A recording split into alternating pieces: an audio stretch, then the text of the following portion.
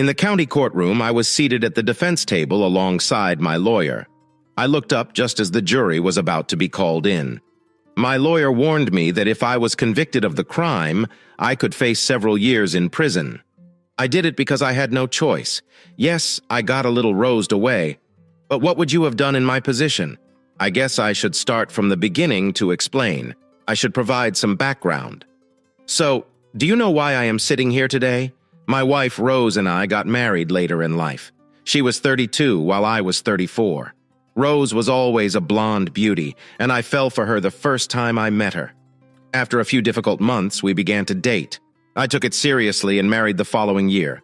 We'd both been in a few relationships, and I figured that being older and having been around the block a few times would be ideal. It worked for the first 3 years or so. Rose did not work and remained at home. We talked about having children, and she seemed to enjoy not working, so I didn't push it. Financially, we were doing well, and I was excited to start a family. I did not want her to begin a career only to have to stop to raise a family. Rose was always upbeat and outgoing. That was the problem. Most men thought she was coming on to them, and I almost got into a few fights as a result. Sometimes I believe Rose would start something just to get me going, but it never worked. I despised fighting and always tried to avoid confrontations with others. I was always trying to turn the other cheek. This was my problem until 2 months ago. I would always withdraw from a fight or a personal challenge. Rose stayed with me because I am not a wimp, as many people believe. But I was following my dad's advice from when I was younger. I was always good at school until we moved to my current city, another state away from my old one. I had to leave my teachers, friends, and everything I enjoyed about my old town behind. I was in 8th grade, and the new school was huge and dangerous. I tried not to tell my father so he would not feel bad about the move. He had no choice financially. My mother died 2 years ago, and Dad was still dealing with the loss. Rose, don't. The school was led by what I would describe as an alpha male bully. Tommy Bollinger was his name, and he had a grudge against me from the start. My first day of school, I was about to leave when a big guy stopped me before I could board the bus. I didn't notice him at first, but when I was pushed to the ground, I looked up and saw a 6'2" monster. That's what he looked like to me. I was a small 5'3" at the time. I am now about 5 feet tall and fly 7. He towered over me on the ground and was accompanied by 2 friends who were only a few inches shorter than him. They ordered me to stand up and hand over my backpack and any money I had. I slowly stood up, and I was the most afraid I'd ever been. I pissed my pants because I was so scared. Looking back, it probably saved me from being beaten by these school thugs. "Rose, what's your name, wimp?" Tommy questioned me with malice in his voice. "Pete Huckabee." I responded with real fear. "Rose Dieter, you just got a new name at school. From now on, your name will be PC Pete Ash." "Hey, everyone, take a look at PC Pete. He simply wet his pants like a baby," Tommy informed the growing crowd around me. I looked around and everyone was laughing at me. I was so terrified that I ran home and did not even get on the bus. Tommy never left me alone after that. He was a junior, so I had to put up with him until he graduated. 1 year later. My life was hell for the first 2 years. No girl would date me because I was PC Pete, regardless of what I did. That name stuck with me, and having to carry it to school was something I dreaded. I was picked on, pushed around, occasionally beaten up, and generally abused. I thought I was a good guy, but the way I was treated at school made you wonder. I prayed that Tommy would graduate after spending his entire school career. Tommy never showed compassion to anyone he picked on, including me. He enjoyed inflicting terror on others and was getting really good at it. After Tommy graduated from school, settled down, and bought my senior year, only a few buttholes referred to me as PC Pete. I graduated with honors and was the valedictorian of my class. I attended a good college and became a design engineer. Rose. When I tried to tell my father about the problem, he said he would go to the school and take care of it. That is all I need. I expected Daddy to come to my rescue. I knew it wasn't going to help and would probably make things worse. I suggested trying it for a few more days to see if the teasing stopped. He accepted it, and I lied when he asked how school was going a few days later. At the very least, school was unpleasant. Rose fared well after the first 2 months at my new school. I'd had a really bad day by the time I got home. I was so worked up that I could be dangerous. My smaller and only brother took something from me. I still don't remember what it was. All I knew was that he was in the firing line. We started arguing with my father, who was sitting in the next room. All of the bullying and problems in my life came to a head. I pushed my brother against the wall, pointing my fist at his head. He ducked at the last second, and I hit the wall with my fist. We lived in an older house, and the walls were made of plaster with wood slats behind it, which caused a 3-foot hole in the wall and even broke 2 of the boards where my little brother's head had been. Dad entered the room and freaked out when he saw the damage. My brother was crying and yelling, "You could have killed your brother in your room right now." You are grounded for the next 2 months. I was grounded and still being bullied in school. Those were the 2 longest months of my life. My father taught me that my temper could get me into trouble and possibly kill someone. I knew deep down that if I'd hit my brother, I could have killed him. That lesson has stayed with me until this day. That is why I would prefer to walk away than fight. Rose. Okay, now that I've given you some background on my life, I'll explain what started about 3 months ago. I usually call home before lunch, and Rose has it ready for me. I forgot to call her today. It's only a 20-minute drive each way, which is convenient given that my lunch break is only 1 hour long. I arrived at lunchtime as usual. As I walked through the door, Rose was on her hands and knees scrubbing the living room rug. Our rug had size 13-foot mud prints. The tracks appeared to lead directly from our front door to our back bedroom. Rose did. "Harry, who made such a mess on our new rug?" I asked her. Leo, our building superintendent, hired a new guy to check the smoke alarms. He entered with dirty feet and did not wipe them off. She got back to me. The response almost sounded scripted. Rose. "Okay, but I'm gonna jerk it." Leo. "The first opportunity I get, we have white rugs. If he doesn't know," I responded back. "Don't worry about it, Peter. I will talk to him. Allow me to handle everything she told me." After that, I ate my lunch and stopped thinking about it. Rose. That week, I noticed Leo emerge from one of the other apartment buildings. I summoned him over to speak with me. "Leo, how are you doing?" "It has been a while since we spoke." I told him. We discussed sports and the weather, and I suddenly remembered what I wanted to talk to him about. Rose did. "Leo, the other day your new guy came in to check the smoke alarms in my apartment and tracked mud from his shoes all over my lovely white rug," I informed him. "First and foremost, he is not my new guy," Leo told me with annoyance in his voice. "Sorry, Pete." He paused for a second to control his temper. "But this guy has already gotten to me, and I normally don't let anything bother me, but this guy does. His name is Tom something. It starts with a B. I don't remember. Corporate hired him after I told them I needed more assistance. He was to be my part-time man doing the tasks I needed done. Leo informed me again. Rose Butthole arrives on the first day thinking he is my boss. He started telling me about my and his schedules, as well as how things would work around here, Leo kept telling me. I made it clear to him what his role was here, and he was not pleased. He had wild eyes that suggested he could turn on you at any moment. I was about to give him his walking papers right there, but he still had that look in his eye. I believe if I fired him, he would have beaten me up. Perhaps even worse. I'm going to notify corporate and have them fire him. He is a big guy who is supposed to be handy with a wrench. If you ask me, he was a great butthole from the start, Leo told me. Besides Pete, I checked the smoke detectors 3 weeks ago. I informed your wife that the 2 back smoke detectors needed new batteries. I returned and even installed them for her. Tom had no reason to test the smoke alarms. That isn't his job. Leo told me with no love in his voice, which left me wondering after I finished talking to him. However, it slipped my mind until another incident occurred a few weeks later.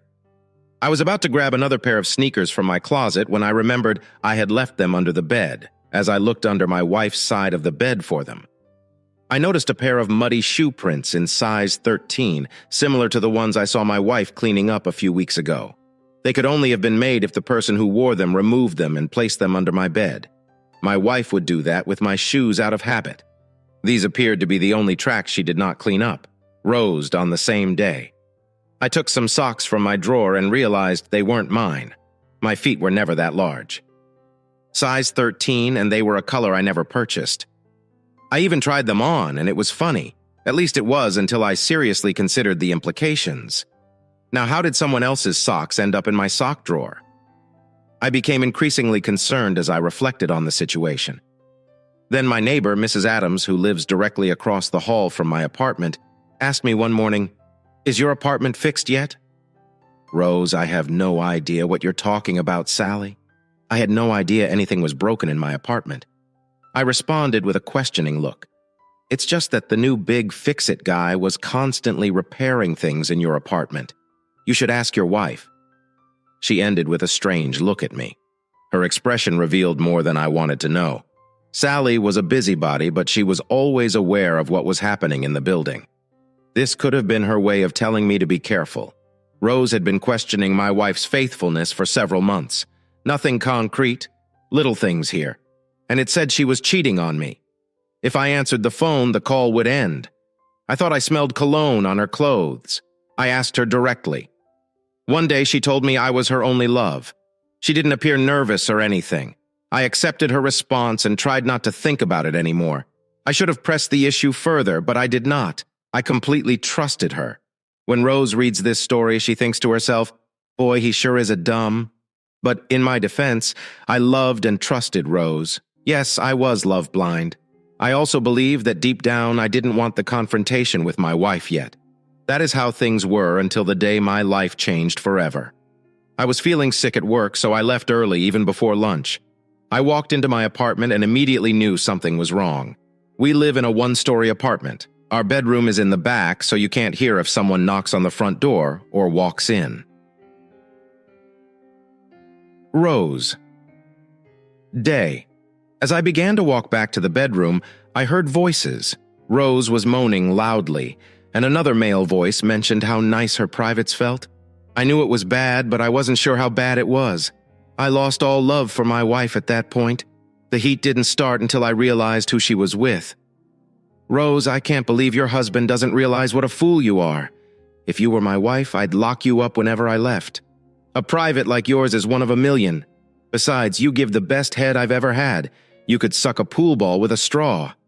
The stranger laughed as he spoke to Rose, and Tommy. "Just fudge my brains out. I don't want my husband to catch us, and he might come home for lunch," Rose informed him. "Who cares, Rose? You said he was a wimp and never fought. I'll kick the crap out of him and then fudge you while he lies on the ground beneath us." Tommy bravely said, "Rose, I don't want to hurt him." Rose defended me, saying that while he is passive, he is actually a good guy. Sort of. Her voice conveyed that she did not believe her own words. That really hurt, more than I can express. The woman in your life thinks you're a coward and a wimp. There are no words to express how I felt to this day. I don't remember doing it. Fortunately, just as I approached the bedroom door, I turned on my small video and sound recorder. It's smaller than a cigarette lighter and wouldn't be noticeable in your shirt pocket. I rose the recorder for work. My new boss, Bill, was stealing my designs and calling them his own. He made me look bad in meetings so that he could look good. I began recording our conversations. My good friend suggested it. I recorded the conversation so that I could prove my boss's actions or inactions. He threw me under the bus at least once a week. He assumed I was a wimp. Tommy also threatened me while the recorder was turned on. I'd heard that voice before, and it brought back a flood of memories at once. "No, don't tell me it's him," I told myself. "I've rosed enough." I walked up to the open bedroom door and saw Tommy Bollinger, my old high school bully, screwing my wife from behind. That image will remain in my mind until I die. How do I describe how I felt at the time? I stood there watching my wife of 3 years be duped by the person I despised the most in the world. I hated my wife now, and I especially hated Tommy at that moment. I just froze and watched as he repeatedly rosed my wife. I awoke from my memory nightmare and had had enough. I yelled at Rose, "What do you think you're doing? Get out of my apartment." I yelled this at them both with the most rage I had ever heard in my voice. The expression on my face must have said it all at the time. I was madder than I had ever been in my life. Rose, on the other hand, had almost a "so what" expression on her face. Wimp? "You're not going to do anything anyway, right? You never do." My wife appeared startled and surprised for only a few seconds before giving me that look. Tommy simply looked at me and began to let her carry. Rose. "Do not tell me that you married PC Pete. My God. I thought I had a reason to worry." He replied to my wife, laughing even harder. She questioned Tommy, trying to make sense of my new nickname. Rose, your loser of a husband, attended my high school. He peed his pants. This was the first time we ever met. He clearly did not tell her how we met. He only included that small amount of information to make me look bad in front of my wife. My wife looked at me as if I were less than a man. So it worked. I would beat him up once a week. He rosed a small amount of crap with him. When I am finished screwing your wife's privates, buttocks, and mouth, then you can take over for an actual man. Until then, wait outside until I finish. He gave me an order. My wife just looked back and forth between us without saying anything. I knew right then that I'd never marry this woman after today. By the way, PC Pete, I'm on the clock right now, and my salary is derived from your rent payments. To add insult to injury, you are literally paying me to deceive your wife right now. How does that feel, you little crap? Tommy bragged to me as he asked me the last question. He returned to my wife and began to fudge her again. She simply looked away. Rose will say this only once. Get out of my apartment, I yelled at him. I was prepared for whatever Tommy had to offer me.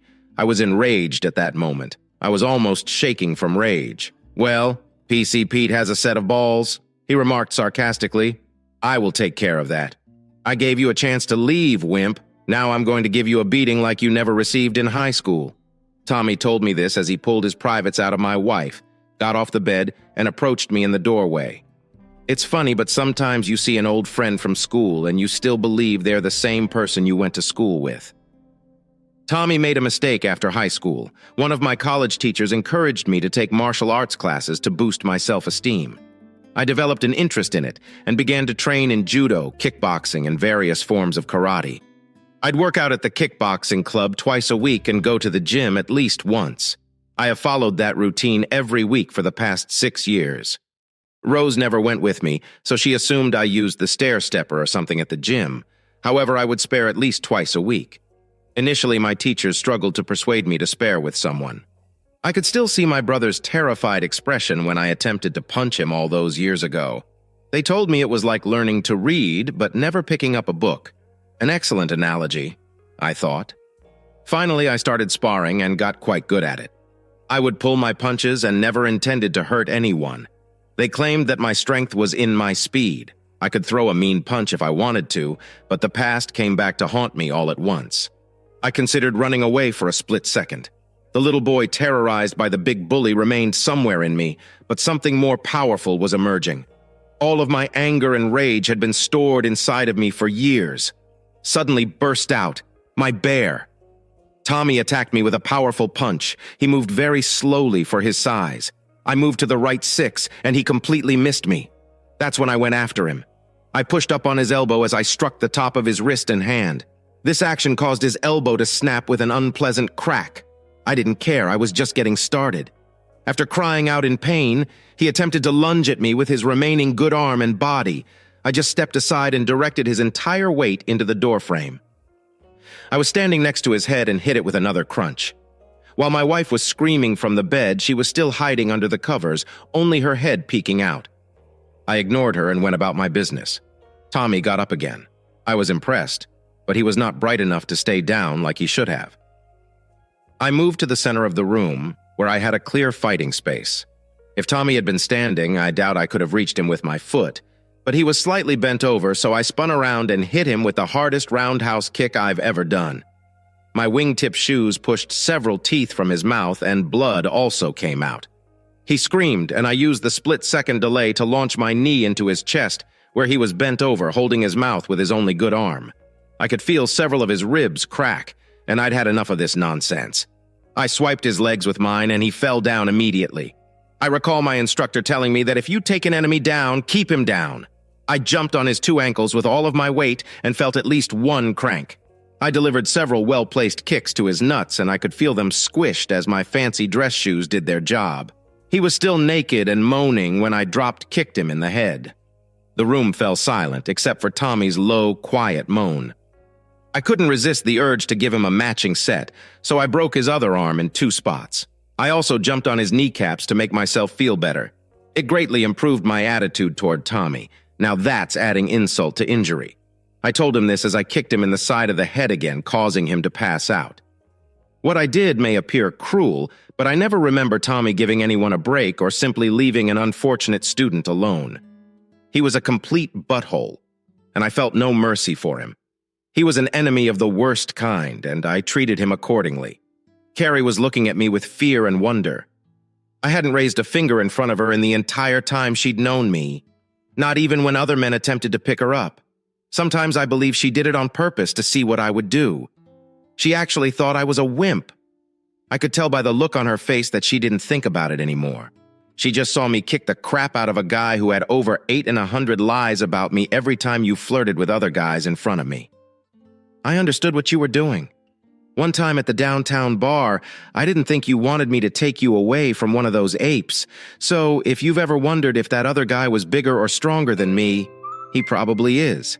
And I could just point to all the losers. The same thing I did with your butthole. Boyfriend. You see and Carrie. A real man can walk away from a fight and know he could have won. When I was younger, I almost killed my little brother Billy, and I learned how to control my temper. That's what a real man does. He acts like a man, not the crap that butthole on the floor was doing. You made the classic mistake, Rose. Never confuse kindness with weakness, I informed my wife. I've always treated you with love and respect. That time has passed forever. Rose, you are a cheater, and I want you to leave once I am gone. I don't care where you go or what you're doing. If I see you in this apartment again, I'll make what I did to your boyfriend look like childish behavior. I told her this with the most rage I had ever felt towards her. She simply looked at me with large saucer-shaped eyes and said nothing. I turned and left my apartment without saying anything.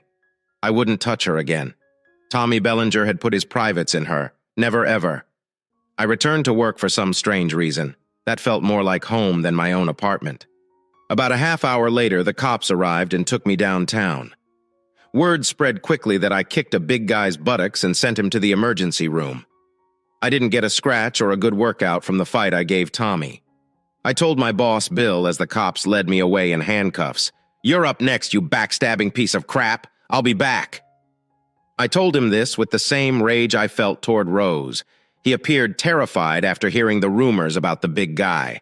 I just got beat up. I remained downtown for the rest of the day until a close friend posted my bail. I returned to work and went to find my boss. I figured since I was already in deep trouble, I might as well clean house. When I got there, I was told he had quit and would not be returning. The company's president then summoned me to his office for a brief private conversation.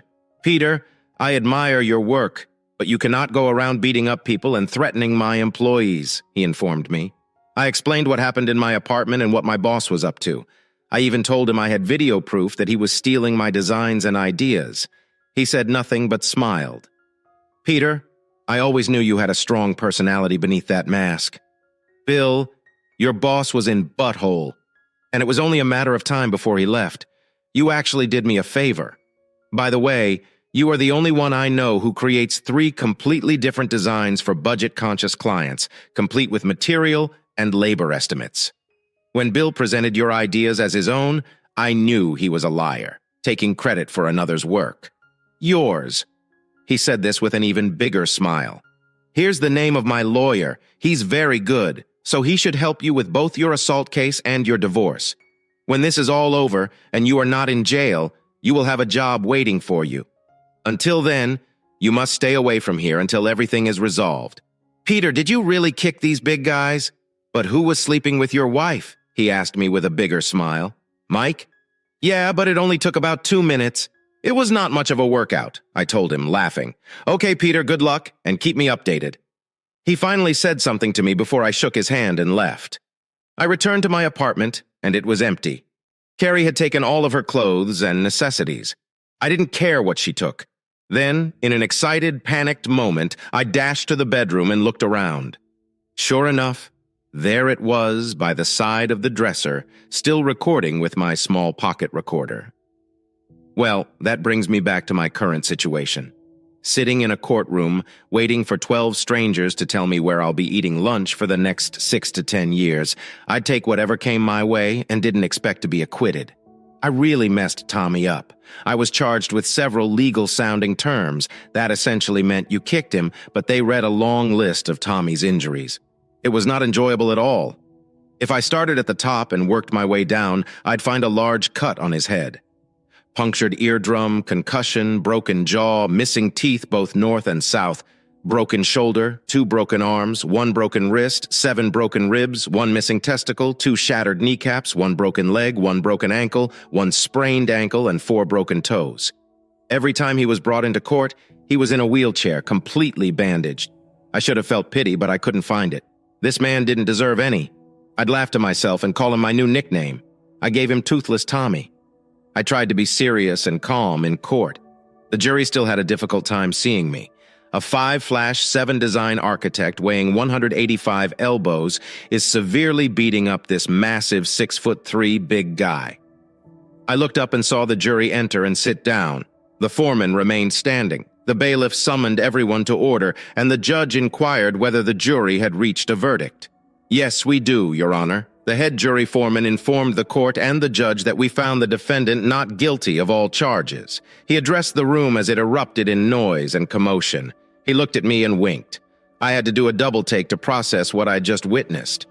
The president of my company then turned around and congratulated me, telling me to take the rest of the week off before returning to work on Monday. I shook his hand and received hugs from my friends and other well-wishers. Even Leo was there, congratulating me and giving Tommy the finger as he looked over. Tommy's expression was priceless. I exited the courtroom with my lawyer. I looked at Tommy and gave him the finger myself to make him feel better. He seemed like he wanted to kick my buttocks again, but his mind was busy writing checks. His body couldn't cash. I smiled as I exited the courtroom.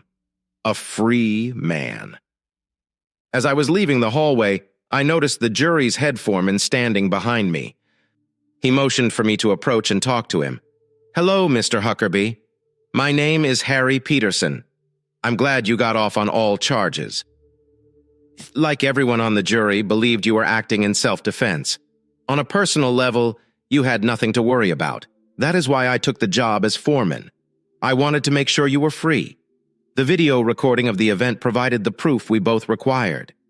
He confessed to me, his voice low. "Why do you want to do that for me?"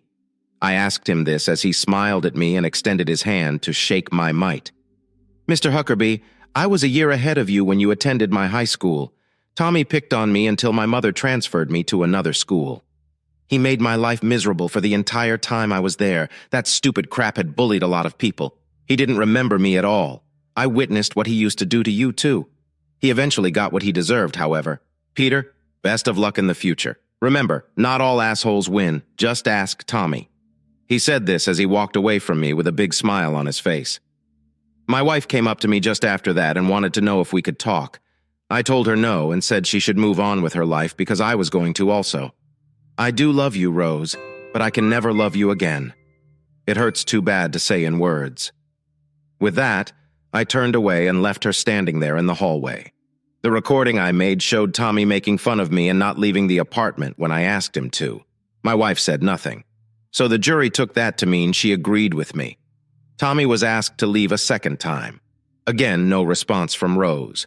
And then he attacked me. You can see the fight up until he gets thrown into the doorframe by me. The recorder went flying face down by the dresser. After that, I watched the playback and listened to the audio of when the cops came in. My wife said I started it and that I beat up Tommy for revenge. You could later hear her saying to herself how she was going to talk to me and what lies she was going to tell. I could hear her making up a new story as she went along. She never even seemed to be sorry about cheating on me. The good thing about Tommy's recording that day was that he admitted he was doing non-work duties while on the clock, so his work insurance from the apartment complex would not help him. He was beat up and shut out. I heard he had to go to a physical rehab place out of town. He would never be the same again. His family had to foot the bill.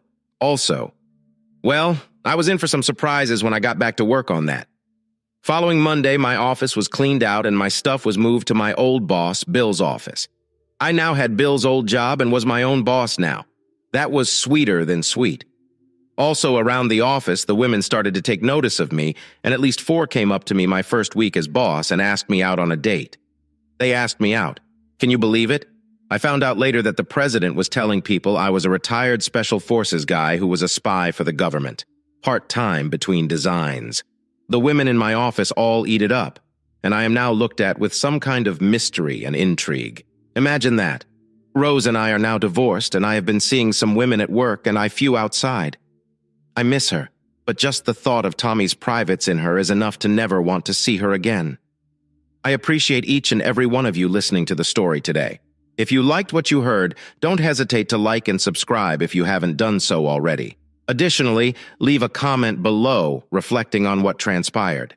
Please do not hesitate to get in touch with me if you have a story to tell about your own circumstances or those of someone else. Take care.